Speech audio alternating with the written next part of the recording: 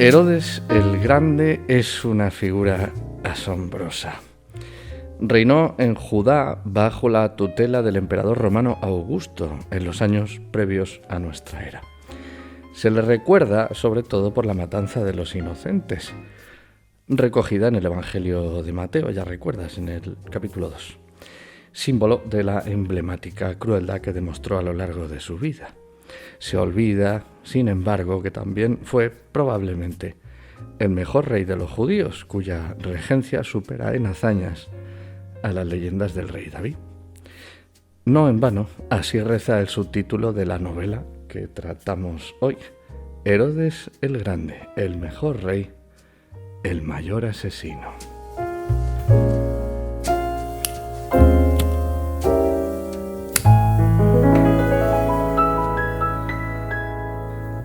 Las grandes novelas suelen tener todas una característica común.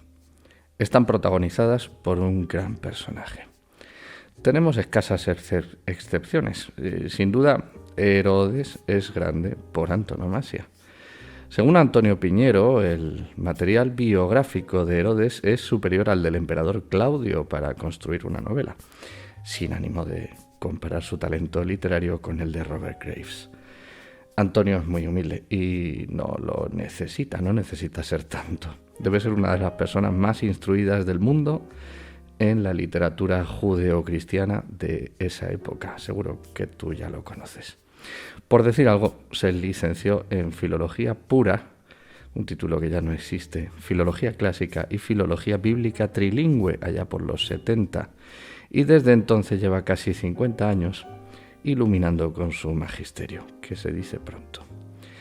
En noviembre de 2024, hace muy poco, nos sorprendió con esta novela, la segunda de su vida, entre un mar de libros eruditos relacionados con el cristianismo primitivo.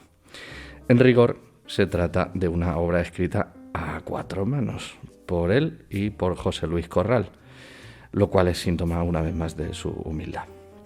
El núcleo temático y el guión de la partitura es obra de Piñero indudablemente, experto en la historia de la época y apasionado de la figura de Herodes.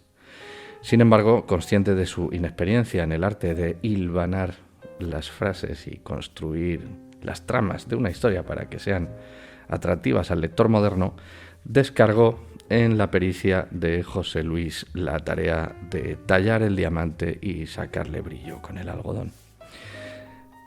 Además de contar con su amistad, Corral es experto en historia medieval y cuenta con 30 o así novelas históricas ya a sus espaldas, lo cual le capacita para este trabajo de artesanía. Yo me lo imagino diciéndole, vamos a hablar de reyes, castillos, intrigas palaciegas y luchas de poder. No, bueno, pues yo de eso sé un rato. ¿Qué es lo interesante de esta novela? Pues con estas señas ya imaginas dónde está el encanto que hay en ella. La descripción de la insaciable lucha por el poder, el marco histórico del Jerusalén de los años previos al nacimiento de Jesús y la evolución de la personalidad de una figura fascinante que supo compartir mesa con dignidad con Marco Antonio, Augusto y Cleopatra, entre muchos otros. Así uno podría esperar sentirse atrapado por una narración tensa y atractiva, conocer el ambiente de aquellos tiempos con rigor histórico, entender la merecida fama de la grandeza de Herodes y descubrir el porqué de su no menos famosa crueldad. Disfrutar, al cabo, de una pluma que no sea vulgar. Yo personalmente no me he sentido defraudado en absoluto. Pero hay un tercer autor no acreditado. Para que todo esto fuera posible, falta mencionarlo. Me explico. Es muy difícil escribir una novela histórica verosímil de tiempos cercanos, porque no siempre se conocen los detalles de las vidas de los protagonistas y la imaginación se pone a volar y suele rellenar tantos huecos que el adjetivo histórica pierde su sentido fundamental. Tanto más si la novela trata de tiempos lejanos como los medievales. ¿Cuánto no lo será una novela ambientada en el siglo I a.C., de cuando apenas tenemos documentos originales? Sin embargo, aquí es donde entra el juego el tercer autor no acreditado, está la figura de Nicolás de Damasco. Fue amigo cercano y consejero de Herodes y por fortuna también fue historiador y filósofo. Le gustaba escribir, aunque incompleta nos ha llegado una biografía que escribió sobre él. Como puedes imaginar, esta es la fuente primaria de la vida de Herodes, sin la cual la novela tendría un valor muy distinto. Por si fuera poca fortuna la nuestra, Flavio Josefo utilizó la biografía de Nicolás como una de sus fuentes para escribir Antigüedades judías, donde dedica varias secciones a la vida y el reinado de Herodes, incluyendo su ascenso al poder, sus grandes proyectos arquitectónicos, su relación íntima con Roma, con los emperadores y los políticos y sus actos de crueldad, como por ejemplo los asesinatos famosos de su propia familia. También menciona aspectos clave de su gobierno y su impacto en la historia judía en el libro La guerra de los judíos, Bello judaico. De esta suerte, claro, conservamos pues un buen material biográfico, porque la perspectiva de Flavio Josefo era crítica con Herodes y la de Damasco era indulgente, claro. Y en el equilibrio de ambos podemos rastrear con más facilidad la parte histórica fidedigna, que no es una broma. Así Piñero consigue en su novela la máxima horaciana de utilitas y dulcedo, esto es, de enseñar y deleitar a la vez. ¿La recuerdas? Aparece en su epístola a los Pisones, más conocida como Arte Poética, y dice así: los poetas quieren ser útiles o deleitosos o decir a la vez cosas agradables y adecuadas a la vida. Y la traigo aquí porque Quinto Horacio Flaco, uno de los más grandes poetas de la historia universal, fue contemporáneo de Herodes y de una edad muy similar. La novela lo cita una vez junto a Virgilio, como no podía ser de otra manera. Sea como fuere, la novela está monopolizada por la presencia de Herodes. Su presencia, desde las primeras páginas. Reconozco que el personaje está construido con maestría, siendo la propia narración de los hechos la que va dibujando y moldeando poco a poco el carácter del personaje y su magnética personalidad. La mejor manera de presentar a un personaje, a mi juicio, no es describir cómo es, sino dejar que el lector lo descubra a través de lo que hace en su primera aparición. En este caso, la novela riza el rizo y con una sutil pincelada esculpe el perfil de Herodes. Me refiero a que lo primero que hace es simplemente leer una orden firmada por el etnarca Hircano de Judea. Dice así: actúa sin piedad, acaba con esos revoltosos y dales un castigo ejemplar que no olviden nunca. Golpéalos con todas tus fuerzas y no dejes a uno solo con vida. El pasaje prosigue con la cruda narración de la aventura de Herodes contra los insurgentes a los que se refiere la orden de Hircano, que una vez descabezados y derrotados reciben la implacable sentencia del joven general. Pasad a todos los supervivientes a cuchillo, que no quede ni uno vivo. Y no necesitamos más. A partir de aquí, el lector tiene una idea clara de con quién vamos a convivir a lo largo de la obra. Pero lo más asombroso e interesante es que el personaje resulta atractivo. Y por curioso que parezca, empatizamos pronto con él. Sí, con un cruel asesino. Así es la condición humana de compleja. Pero el caso es que la habilidad literaria de los autores nos hace caminar junto a Herodes y desear verlo crecer, evolucionar, reinar en Judea y exterminar a todos los que obstaculicen su camino, que no son pocos. Queremos que gane. Para mi sorpresa, un sentimiento triste de derrota me cruzó el pecho en las últimas páginas, cuando la vejez había hecho pues lo de siempre con Herodes y el fantástico guerrero con el que yo había convivido, viril y hermoso, siempre daba las primeras muestras de decrepitud. Bueno, supo codearse con los principales de Roma, generales, cónsules, poetas, políticos, consejeros, ganarse la amistad de Marco Antonio, el respeto de Augusto y quizá lo más difícil, el amor de Cleopatra. Sin embargo, fue odiado en su tierra, incluso por su propia familia. Interesante detalle de ese pueblo de dura cerviz que describe la Biblia hebrea. Que solo fuera medio judío y no de pura cepa, pues quizá fue un estigma entre los suyos del que no pudo librarse nunca. Rescato una cita al respecto. Ha despreciado las costumbres de nuestros padres, un hombre para el que la vida de los judíos carece de valor alguno.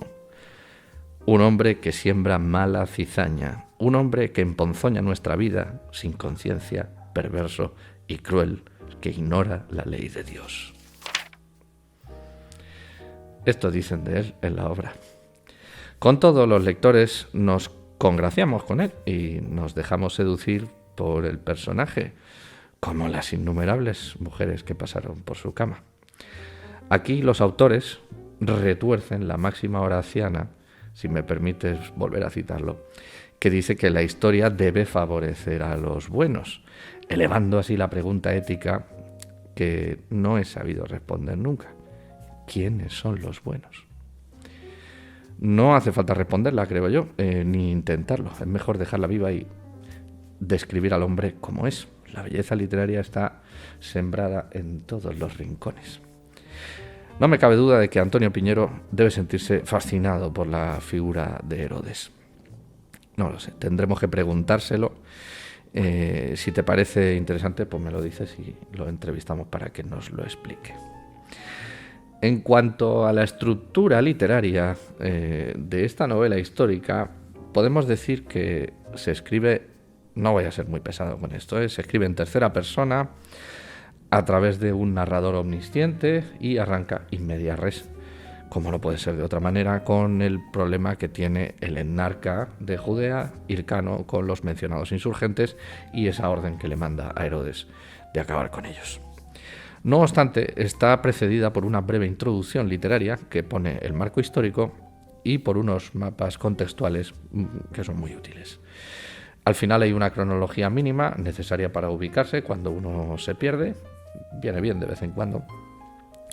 Y bueno, a lo largo de más de 600 páginas la trama se desarrolla alrededor de la figura de Herodes y la evolución de su personaje, desde su puesto de mando militar contra los insurgentes hasta su muerte, pasando por sus 36 años de reinado en Judea. El desarrollo de su carácter es uno de los aspectos mejor trabajados en la novela y quizá de los más atractivos. La obra se divide en 45 capítulos que encapsulan los diversos acontecimientos memorables de su vida, como el juicio de Herodes, su primera boda, con la escena de sexo, la guerra contra los partos, el hecho de Cleopatra.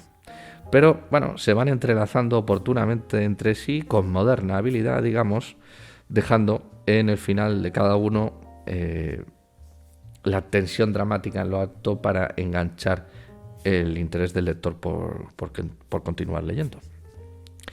El estilo es amable, ligero, sin resultar vulgar, ni mucho menos, salpimentado con terminología culta que ennoblece la lectura apropiada para el escenario siempre. Voy a rescatar algunos ejemplos sin comentarios para ilustrar esto, ¿vale? Mira, tenemos sustantivos como, por ejemplo, prepárate para la letanía, que no es pequeña. A ver si te los sabes todos. Orate, enteco, ajorcas, tálamo, parihuelas, peristilo, palanquín, sitial, acémilas, camarlengo, garlito, duumbiro, catafractas, ludibrio, manípulos, roldanas, peculio, psicofantas, ecónomos, garañón, zalema, gineceo, bufa, conciliábulos, odeones, taracea, cómitre, lucerna, cálamo, prebostes, muñidor, empréstito, proscenio, farallones, impetra y este tan bonito, hieródula. También tenemos adjetivos como ubérrimo, ebúrnea, atrabiliario, hipodámico, edilicio, fementida, acibarado, refitolero. Refitolero es maravilloso, es el custodio del refectorio, del comedor, vamos. Algún verbo bonito como rolar u ornar y algunas locuciones preciosas como el miedo cerval, los padres conscriptos, la silla curul, la toga pretesta o volver grupas. Tampoco faltan referencias mitológicas, claro, tanto al Imperio Romano, propias de él, como las prestadas de la Grecia clásica, es decir, dentro del contexto en el que estamos de Roma. Están siempre muy bien traídas. La tinaja de Pandora, por ejemplo, y este es muy interesante porque se conoce que quien lo cita sabe bien del mito y no dice caja, dice tinaja, aunque en rigor fueron 2 tinajas. Las redes de Cupido, el brumoso Hades, el gracioso Hado, la parca Atropos, la irresistible Afrodita, los egipcios también, Anubis y Amon-Ra, que quedan por ahí, los dioses naturales, Bóreas, Noto, Helios, Eolo, los monstruos también salen, Escila, Caribdis, Hidra, Arpía, Gorgona.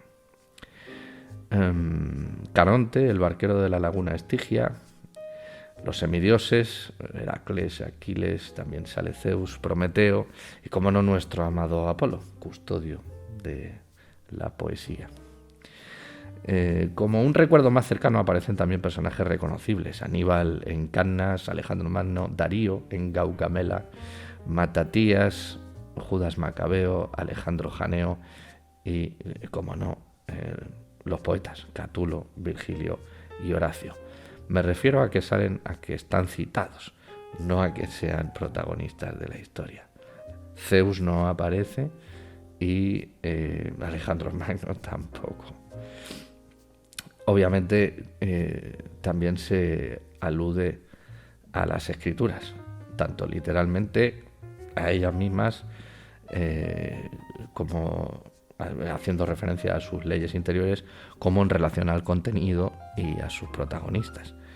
Por ejemplo, se cita a Adán y Eva, el Monte Casio, donde se encuentran, según dicen, sus tesoros, el Monte Sinaí, el de los Olivos, la fuente de Siloé, los míticos patriarcas, algunos de ellos se citan a Sem, Noé, Abraham, Jacob y José, o los reyes legendarios David y Salomón. También se cita el libro de Enoc, y dice la novela textualmente que toda persona culta debe leer, lo dice un personaje, las leyes de Moisés, el sumo sacerdote Aarón, la paciencia de Job, los profetas Zacarías y Miqueas. También se citan algunos dioses ajenos como Moloc, Astarte o Ananke, y por supuesto el nombre de Yahvé, que muy pocos se atreven a pronunciar, o sus epítetos más conocidos como el Altísimo o el Creador. ¿Qué te parece? Con todo esto, pues ya puedes imaginar que los autores han cuidado los detalles y la novela está preñada de rincones en los que perderse. Bueno, yo de hecho, si me permites la digresión totalmente gratuita, había veces en los que empezaba un capítulo, veía el nombre de un viento, buscaba una palabreja en el diccionario y de ahí me iba a otra, y sin darme cuenta pues estaba mirando de repente tipos de velas náuticas y terminaba leyendo un manual de cabullería para interpretar los nudos marineros. Había otro día que me quedaba loco mirando la estructura del colegio cardinalicio o los nombres de las musas, que ahí ya le perdí un tiempo también. Fíjate qué bonito, también se les llama Pegásides o Castálidas. Y aquí debemos agradecerle a la musa Melpómene, inspiradora de la tragedia, que estos chicos estos mozalbetes hicieran esta novela, porque una tragedia es y no otra cosa. Por cierto, ¿sabías que Melpómene, la musa, es la madre de las sirenas, según Apolodoro? Dejemos todo eso, voy a ir terminando, que me enredo. Y ya ves que acabamos hablando de las sirenas a propósito de Herodes, y me estoy dando el pie ya. No voy a robarte el capricho de conocer a Salomé, a Doris, a Cleopatra, a Marianne y todas esas hermosas y terribles mujeres, o a los emperadores romanos, no menos terribles. Tampoco el de descubrir el porqué de la grandeza del rey ni su crueldad, no vamos a hablar de eso. Tampoco las alusiones al nacimiento de Jesús o la matanza de los inocentes, y ni mucho menos voy a desvelarte el final de la novela. Aunque debes saber que es la precuela de El trono maldito, que fue la primera obra de Piñero y Corral y que deja servido el preámbulo para leerla. Te dejo en la descripción del vídeo los enlaces de la novela en Amazon por si te interesa leerla, y de las otras obras literarias que he mencionado aquí. Voy a rescatar alguna cita. Para despedirnos, muestra de los diferentes tonos expresivos que aparecen en la obra, que sé que eso te gusta, y eso no es destripar nada. Vamos a ver. Hay momentos de crítica política preciosos como este. Por ejemplo, Antípatro dice: la política no es otra cosa que el arte de la seducción. Así ha sido, es y será. En ella no gana el más inteligente, ni el más honrado, ni el más sincero, sino el más hábil, más listo y más astuto. Y Herodes le contesta: el más mentiroso. Tiene fragmentos líricos también, como este otro, en el que se da una aliteración maravillosa que nos recuerda al sonido de los tambores, al retumbar de la R y la T. Bueno, dice así: la noticia de la muerte del todopoderoso Antípatro se extiende por Israel como el agua de un torrente desbordado tras una tormenta terrible. Fragmentos descarnados y tremendos como este otro. Va llamando uno a uno a sus otros 6 hijos, a los que degüella inmisericordiamente, como sacrificio ritual ante un dios terrible y ávido de sangre, y lanza al precipicio los cuerpos sin vida. ¿Qué te parece? No se refiere a Herodes, que quizá lo estés pensando. Es otro personaje, pero ya lo verás tú. Y bueno, por supuesto también tiene imágenes eróticas de metafórica belleza, como esta que te voy a leer, y con ella nos despedimos. No voy a encontrar un modo mejor de hacerlo. La muchacha se estremece cuando la boca de Herodes alcanza su pubis y se contorsiona con la misma suavidad como cuando una leve brisa hace flamear la vela de un navío.